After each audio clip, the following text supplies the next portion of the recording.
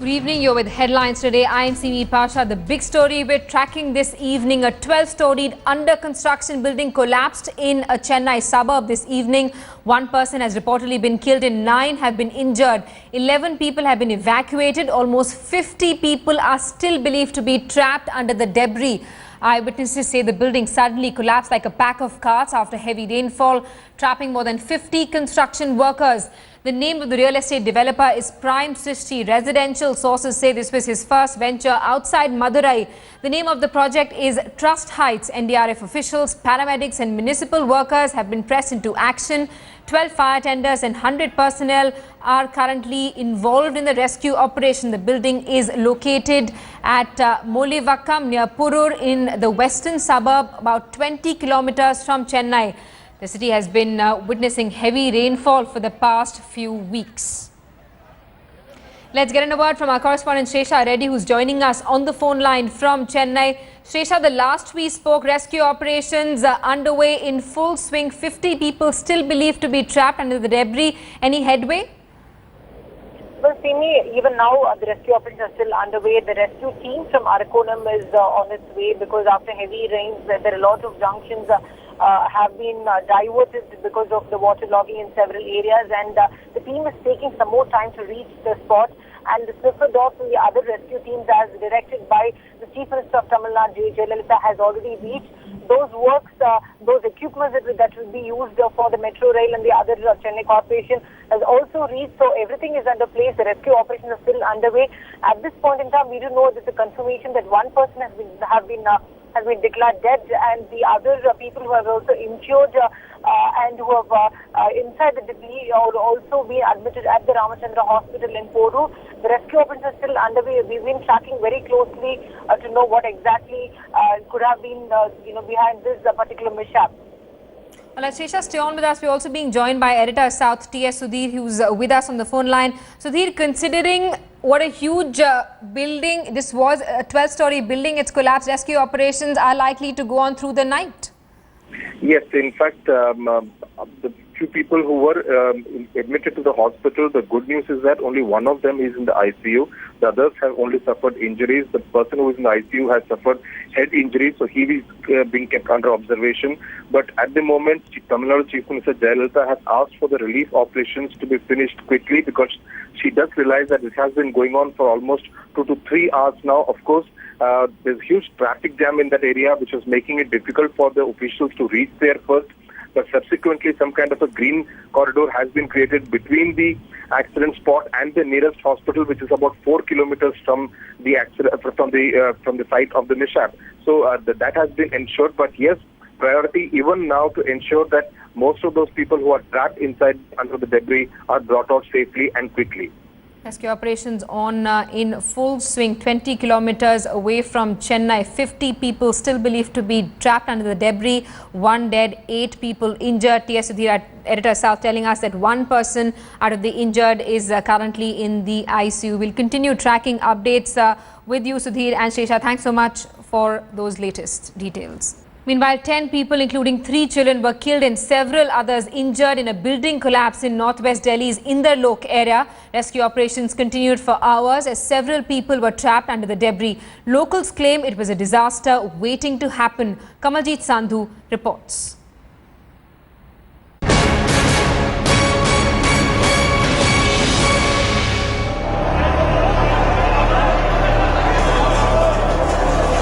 Another building collapse in Delhi.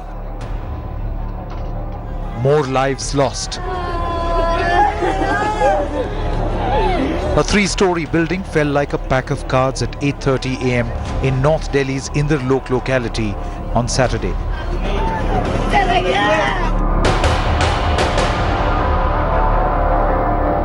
भाई सुबह 8:30 बजे हम तो घर पे थे, मैं ब्रश कर रहा था और रात में सुबह आया तो यहाँ पे बिल्डिंग गिरी, जैसे ही लाइट कट हुई और मैं भागते हुए आया और यहाँ पे देखा तो 15 से 20 लोग इसके अंदर दब गए थे।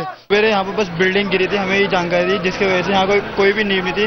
करीबन 3 मंजिला बिल्डिंग थी ये, और यहाँ पर लोग बहुत ज़्यादा घायल हुए हैं और लोग बाहर निकले हैं, तो उनकी डेथ भी हुई है। मेरे ख्याल से इस पूरे मामले की बहुत कायदे से जांच होनी चाहिए। वो इमारत जो कमज़ोर है, जर्जर है, उनको आइडेंटिफाई करना चाहिए और लोगों को कॉन्फिडेंस में लेके क्योंकि अगर आप किसी को भी उसके घर से बाहर निकालते हो तो तकलीफ होती है। लोगों को कॉन्फिडेंस में लेके उनके रिहेबिलिटेशन का प्लान बना के उनको कन्विंस करके बताना चाहिए भाई आप यहाँ से दूसरी जगह चले जाओ, या आपकी जान माल का खतरा है।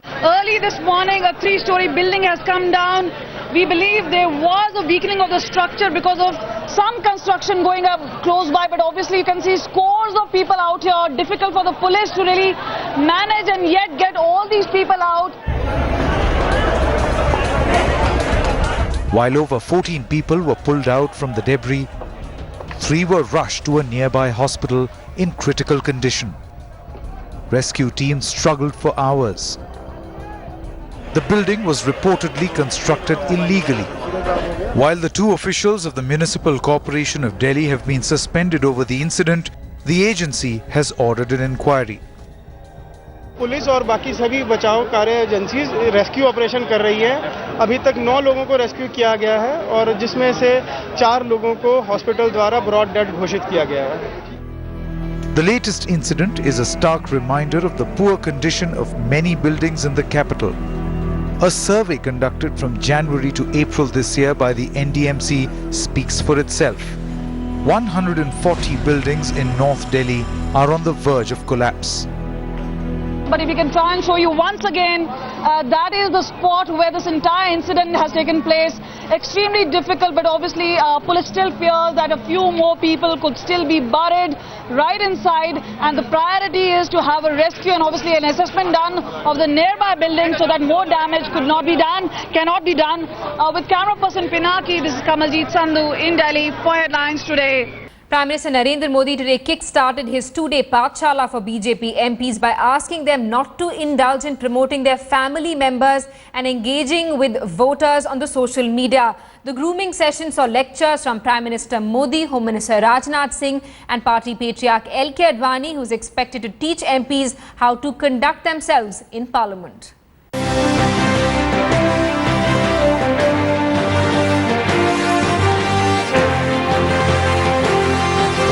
It is Narendra Modi's mantra for new BJP MPs. The Surajkund workshop of over 150 newly elected MPs aimed to handhold them in a murky corridor of power in New Delhi.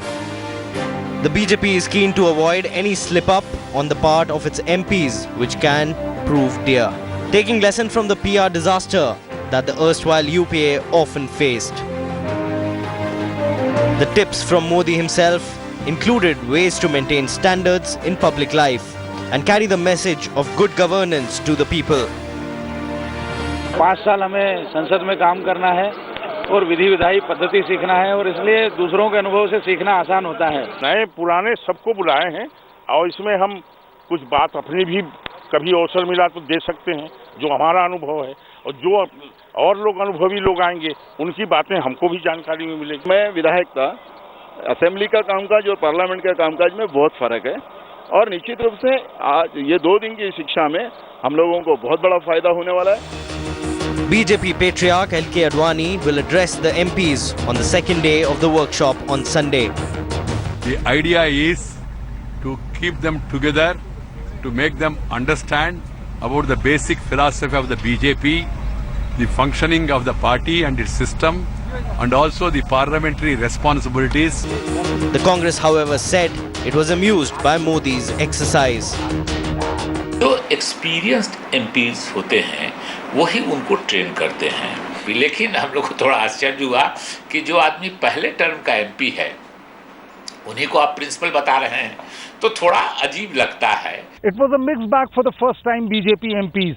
While the Prime Minister laid great emphasis on hard work and development, they were also cautioned against power brokers and sting operations on the line of cash for question. Clearly for the BJP, it's a case of once bitten, twice shy. With camera person Rajiv Srivastav, Brijesh Pandey for Headlines Today. We'll continue tracking developments. Meanwhile, days after allegations of corruption were levelled against senior RSS leaders in the multi-crore rupee Vyapam scam raised, the Madhya Pradesh police has given a clean chit to Suresh Soni and late RSS chief KS Sudarshan. Issuing a press note, the state police said that these leaders were not involved in the scam. The police published allegations against Soni The police, I beg your pardon, rubbished allegations against Soni and Sudarshan as baseless. Earlier, it was alleged that a candidate named Mihir Kumar was appointed as food inspector on recommendations of State Higher Education Minister Lakshmikant Sharma, who is an accused in the Vyapam scam case. Mihir Kumar was close to RSS leader Suresh Soni and worked as a helper with late RSS chief KS Sudarshan, who allegedly used his influence and asked Lakshmikant Sharma to get him a job. Suresh Soni called these reports unfounded and said that Mihir had never made any such statement before the Special Task Force. Mihir ने वक्तव्य दिया है, मैंने ऐसा कोई statement नहीं दिया।